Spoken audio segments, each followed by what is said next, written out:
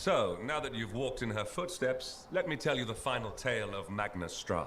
When General Tarsis fell, those closest to her went into mourning. Each carried grief in their own way. For Magna, the loss of her friend and leader turned to rage. She couldn't rest while a single Urgoth lived. They were already broken by the sword of Fulminus, terrified, fleeing to the dark corners of the world.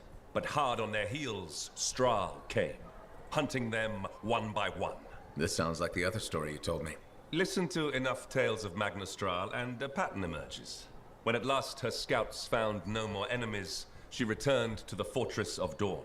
There she found the doors sealed. The Legionnaires were preparing to leave it forever.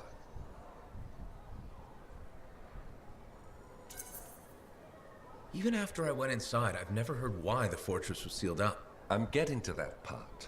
While Strahl eased her grief with battle, Arden Vasa fixated on his duty. With her final breath, Tarsis had made him swear Antium would not fall, no matter the cost.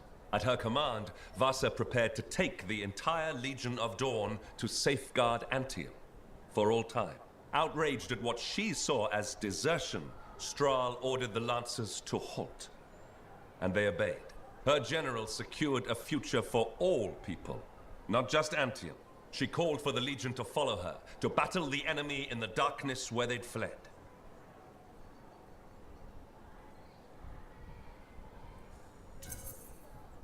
So, which one had the right idea?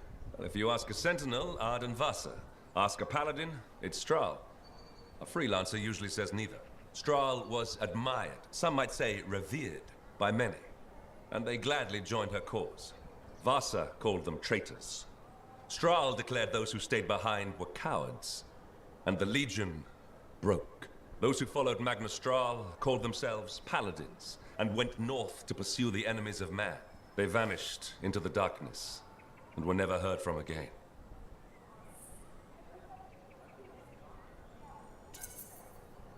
How did the Paladins become the Dominion? I wish I knew that story. I doubt even the Dominion knows it, really. They lost the path. They no longer use their strength to protect anyone, let alone everyone. I doubt anyone in the Dominion even remembers that was their purpose. That's why it's vital that we remember.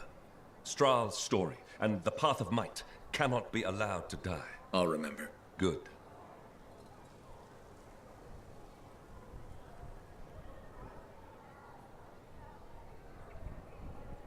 Before the Battle of Antium Pass, the Legion's test of resolve had a different basis.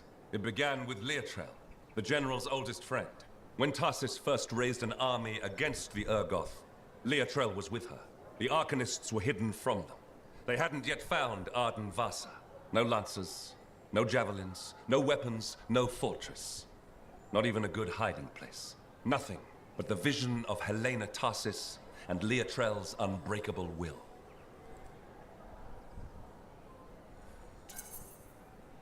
I've never heard about the beginning of the Legion before. In a way, it has no beginning. Where and when did Tarsis and Leotrel meet? No one remembers.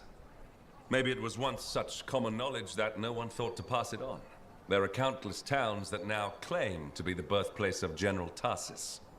The truth is lost. A legion needs soldiers, and it began with just one. The two set out to find the Urgoth. The plan was simple. Follow the raiders and warn villages in their path. At first, they succeeded in getting word of the coming Urgoth to people in time. Villagers fled, but the longer the Urgoth went without a catch, the faster it spurred their hunt. Finally, Tarsis and Leotrel arrived at a town with the Urgoth on their heels. Flight was impossible, so they stood and fought. Fighting Urgoth without a javelin? By themselves? That took guts. Tarsis hoped to slow the Urgoth enough that some villagers could escape. The two of them, alone, armed with simple weapons, were little more than an annoyance to the enemy. But they fought. Despite greater numbers, strength, and weapons, the Urgoth could not subdue them. Finally, with Tarsis wounded and Leotrel at the point of exhaustion, the two prepared for the end. But the villagers rallied. With tools and improvised weapons, they joined the battle and routed the enemy. Many innocents were taken that night, but not all of them. Because people fought the inevitable. And the rest is a tale for another time.